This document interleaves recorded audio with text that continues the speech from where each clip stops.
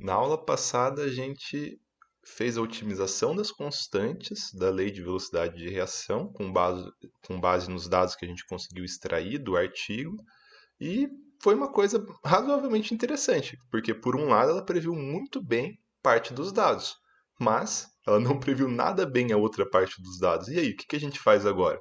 Usa a equação só para prever alguns dados, mas por que ela não funciona com os outros dados? O que está acontecendo? Vamos dar uma olhada um pouco mais a fundo nisso. Bom, a primeira hipótese que a gente pode ter, eu acho que eu acabei excluindo ela por enquanto, mas é que a gente tenha feito uma otimização errada. Talvez essa não seja a melhor combinação de constantes possível, talvez tenha uma outra combinação de constantes que seja melhor que essa. Mas a gente já testou a constante dada pelo artigo. A gente achou a nossa própria constante, e nenhuma das duas está prevendo muito bem, embora a nossa esteja prevendo muito melhor por hora, né? Mas o nosso coeficiente de correlação, nosso R quadrado aqui, tá horrível, né? Isso aqui não passa em nenhum artigo, nenhuma revista aceita esse tipo de nível de correlação. Porque a gente consegue explicar esses dados aqui, ó, que a gente tem uma boa correlação. A gente não consegue explicar esses dados. Mas isso foi uma coisa que me inculcou muito, porque por um lado a gente está expressando muito bem uns dados e o outro parece que a gente está expressando o inverso deles. E aí, dando uma analisada aqui nos gráficos e tudo mais, né? Eu me deparo com esses dois pontos que são bastante curiosos, com esses dois pares de ponto, onde é o último do primeiro set de dados e é o primeiro do segundo set de dados. Se a gente for ver, são as mesmas condições reacionais praticamente. Em uma foi 3 molar de ácido e 0,25 molar de álcool. Na outra, o inverso era um terço, né? Que daria 0,33 molar, ou zero, mais ou menos como está aqui, de ácido e 0,250 de álcool. É basicamente o mesmo ponto. E como que os valores experimentais dão tão longe assim? Os valores calculados dão perto, porque são pontos perto. Agora, como que os valores experimentais dão tão longe assim? Aí vem uma coisa que minha primeira hipótese, bom, pode ser que houve algum erro na minha extração dos dados. Voltei lá, extraí os dados de novo, a mesma coisa. Inclusive, pode ser isso um erro ainda. Eu posso ter feito a extração dos dados duas vezes errada. Depois vocês fazem e, caso eu estiver errado, me corrijam, por favor. Mas eu voltei numa análise simples ali no gráfico e eu fui olhar esses dois pontinhos aqui lá no gráfico do artigo. E eu coloquei eles aqui para vocês.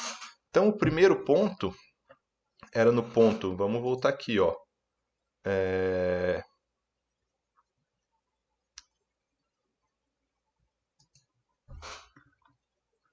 pro A. Deixa eu travar isso aqui que eu sempre fico esquecendo o que é. Vou congelar a linha superior para eu congelar a linha superior. Não, não era essa. Descongelar. Vai até aqui em cima. Congelar a linha superior. Isso, agora eu não fico me perdendo mais. Pronto. Agora tá certo. Então, a concentração do ácido, concentração do álcool. Beleza. Se a gente vem no nosso primeiro gráfico aqui, a concentração do ácido era 3 e a do álcool 0,25.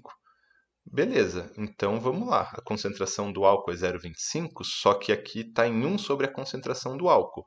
Então, 1 sobre 0,25 dá 4. Até deixei em destaque aqui, ó. 1 sobre álcool é igual a 4, então o álcool é igual a 0,25. Está aqui no gráfico. E a concentração do ácido é 3. Então, o 3 é o triângulo. Marquei aqui o 3. Qual que dá a velocidade de reação? Dá 6 e pouquinho. Aí eu fui ver o mesmo ponto no outro gráfico.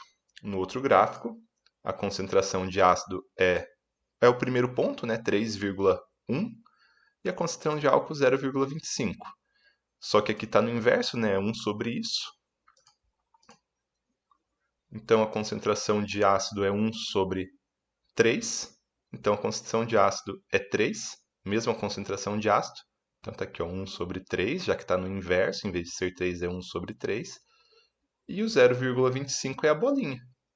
Então está aqui a bolinha.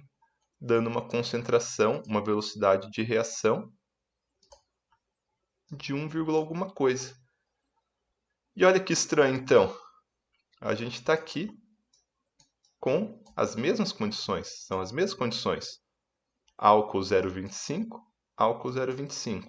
Ácido 0,3, ácido 0,3. E dando pontos totalmente diferentes.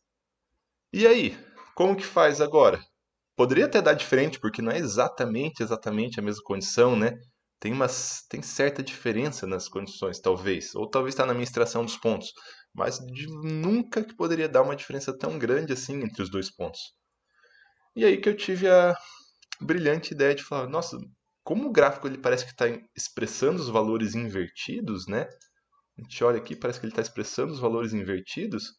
Será que não foi invertido nos artigos, no artigo, a concentração de álcool? Em vez de estar aqui 0,25, 0,5, 1, cadê meu mouse? Perdi o mouse. Em vez de estar aqui 0,25, 0,5, 1, 2, 4, não é o contrário disso? Bom, fui testar essa hipótese. Então, vamos mudar aqui. Era 4, é isso?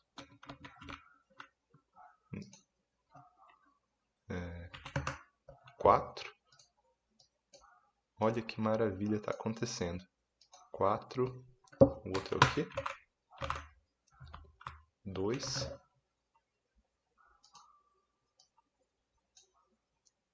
1 fica 1.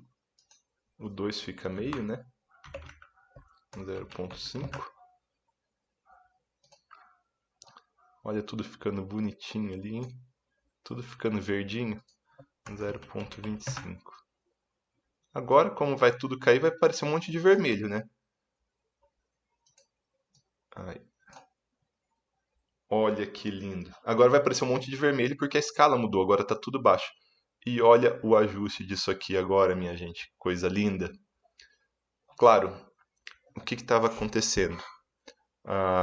As constantes, elas têm a equação, ela tem um formato de curva. E estava prevendo muito bem o que estava no formato. Mas os inversos não seguiam aquele formato, seguiam o formato inverso. Então, o que estava acontecendo? Olha para onde foi o r quadrado. Isso que a gente nem reajustou as constantes, porque agora a gente pode reajustar as constantes. Então, vamos lá, vamos reajustar essas constantes. Dados, solver. Eu vou só mandar resolver de novo.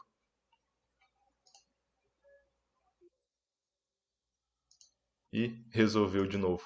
Olha que maravilha. Agora sim a gente consegue modelar essa reação direito. Então as constantes ficaram 11,47. Na verdade, se for ver, agora mesmo, olhando, pensando bem, eu não tinha visto isso, está praticamente igual às constantes do artigo, hein? 11,72, 11,47. 1,67, a outra 1,05 e 5,5. Só essas duas aqui que estão diferentes. Ainda tinha coisa diferente, mas as outras constantes estão praticamente iguais. As outras constantes aqui são muito pequenas, né? Olha o tamanho dessas constantes, 0,03. Se eu colocar aqui essas constantes, vai ferrar.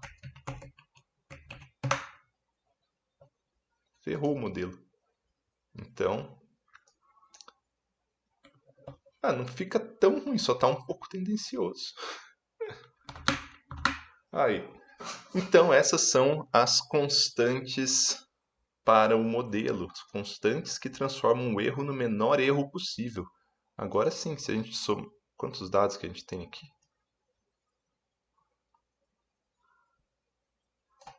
São 77 dados. Se a gente pegar aqui o erro médio dividido por 77, o erro médio é 0,03.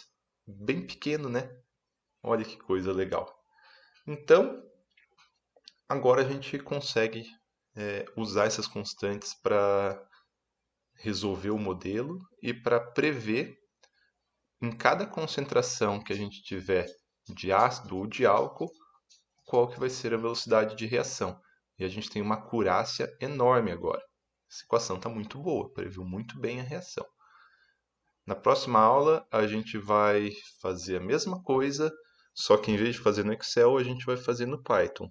Porque apesar do Excel ser muito bom, ser muito fácil de visualizar, Se as equações tivessem, se a gente tivesse uma curva que a gente precisasse resolver uma equação diferencial, a gente não conseguiria fazer otimização. Por que a gente não precisou aqui? Porque a gente usou a nossa velocidade calculada aqui, a gente já estava usando a fórmula para velocidade. A fórmula para velocidade é uma equação algébrica. Agora, se os autores tivessem ido por outro caminho, tivessem pego a curva como um todo do processo reacional, para a gente prever o processo reacional nos próximos pontos temporais, a gente teria que resolver a equação diferencial. E aí a gente não teria como fazer no Excel. A gente teria que recorrer ao Python, onde a gente consegue fazer muito fácil pelo método das diferenças finitas. Então vamos ver como que a gente faz essas mesmas coisas aqui, exatamente isso, lá dentro do Python. Beleza, pessoal? Até a próxima aula.